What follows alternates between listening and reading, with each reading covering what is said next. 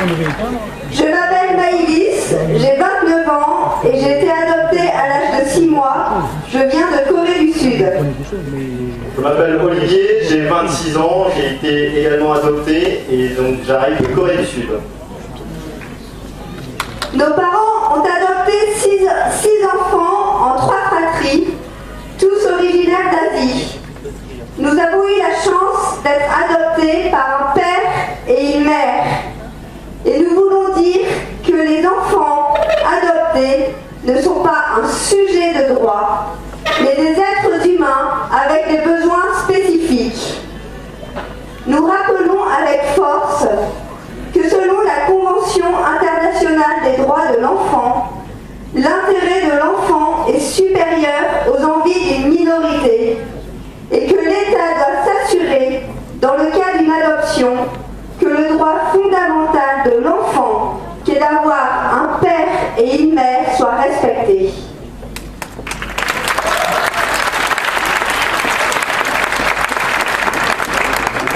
Le jour de nos anniversaires, nos parents adoptifs nous ont toujours proposé d'avoir une pensée ou un merci pour nos parents biologiques qui ont eu ce courage de nous confier à l'adoption. Oui, nos parents biologiques voulaient nous offrir le meilleur, parce qu'ils n'en avaient pas les moyens. Ce meilleur étant que nous ayons un papa et une maman, pas seulement un foyer, mais un père et une mère.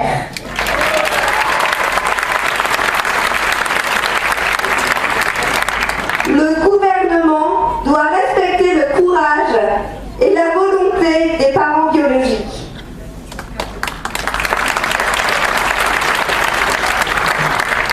Donc nos parents adoptifs ont tenu à être ouverts à l'adoption de fratries, car ils pressentaient combien le lien du sang serait vraiment important pour nous. Donc nous avons toujours reçu comme un cadeau le fait d'être élevés avec un frère ou une sœur de même sang. Avoir été adoptés par un père et une mère nous permet aussi de réaliser que nous avons été conçus donc par un père et une mère. La filiation adoptive doit rester vraisemblable. Oui, mes parents adoptifs ne m'ont pas conçu, mais comme ils sont un homme et une femme, j'aurais pu très bien être le fruit de leur union. Le gouvernement doit donc respecter la filiation qui est essentielle pour tous les enfants adoptés.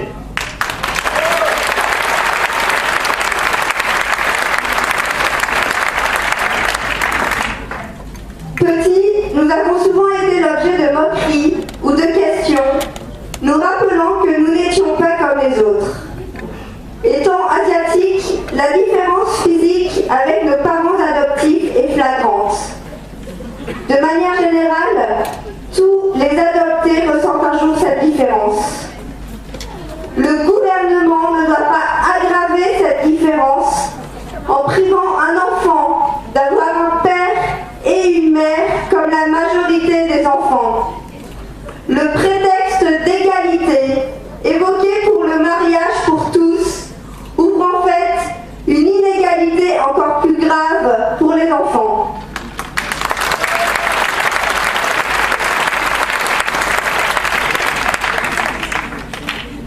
Alors l'adoption, c'est donner une famille à un enfant, c'est donner une famille à un enfant et non l'inverse. Donc la famille doit avant tout répondre aux besoins très particuliers et inaliénables de tout enfant. Nous, adoptés, nous sommes des déracinés. Nous avons plus que tout autre un grand besoin d'équilibre et de stabilité. L'amour seul et l'intention de bien faire ne suffisent pas pour garantir cette stabilité. Qui êtes-vous, Monsieur le Président, pour vous croire autorisé à accroître notre souffrance d'abandon par une autre différence? Vous ne devez pas focaliser le débat sur les seuls désirs d'une minorité.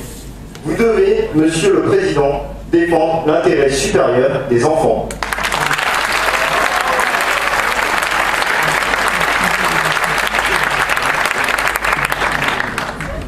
Aujourd'hui, je suis mariée et maman de 3 enfants.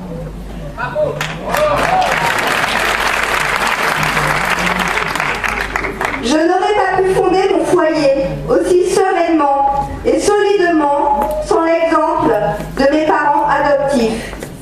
Cette conviction m'a à chaque fois envahi à la naissance de mes enfants. À l'évidence, c'est dans cette altérité, cette complémentarité de mon père et de ma mère que je me suis construite, épanouie, jusqu'à pouvoir aujourd'hui, à mon tour, donner naissance à des enfants.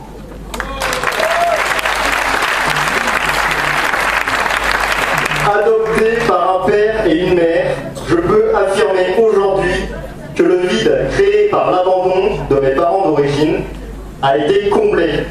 Merci maman et papa. Le gouvernement doit comprendre que l'amour ne suffit pas, mais que tous les enfants, et encore plus les adoptés, ont besoin de cette altérité d'un père et d'une mère, de cette complémentarité dans l'éducation pour nous construire.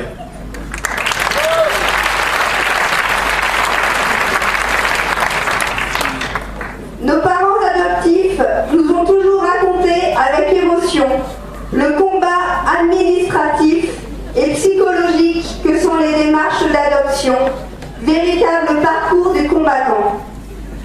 C'est une insulte à nos parents adoptifs et à tous les couples qui ont entamé une démarche que d'accorder l'adoption à des personnes de même sexe. Celle-ci font fi de la loi naturelle alors que les organismes d'adoption s'entourent de tant de précautions qui sont un gage de stabilité pour les enfants. Le gouvernement sait que des pays étrangers fermeront l'adoption à la France à cause de cette loi.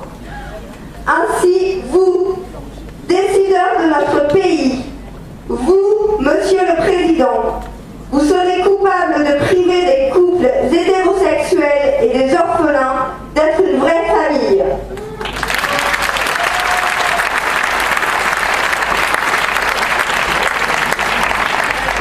Ici pour affirmer, et nous sommes ici pour affirmer que ce projet de loi qui se base exclusivement, j'aime pas ce mot, sur le désir de personnes en mal d'enfants, ce projet de loi est dangereux.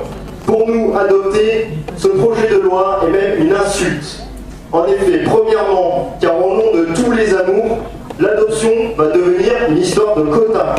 Et pire, pour les adoptés issus de la GPA, ça va devenir un marché.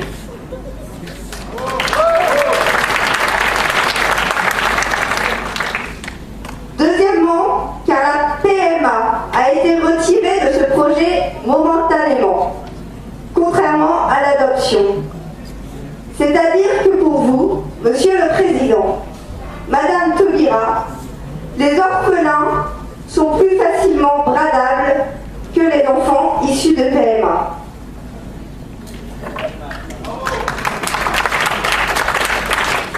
Monsieur le Président, et vous, hommes politiques, écoutez notre ras-le-bol, notre colère de voir notre société voler en éclats. Vous devez nous protéger, protéger nos enfants. Ce projet de loi signe la ruine de notre pays, car vous allez anéantir un des fondements de notre humanité, la famille naturelle. Alors non, ce projet de loi ne passera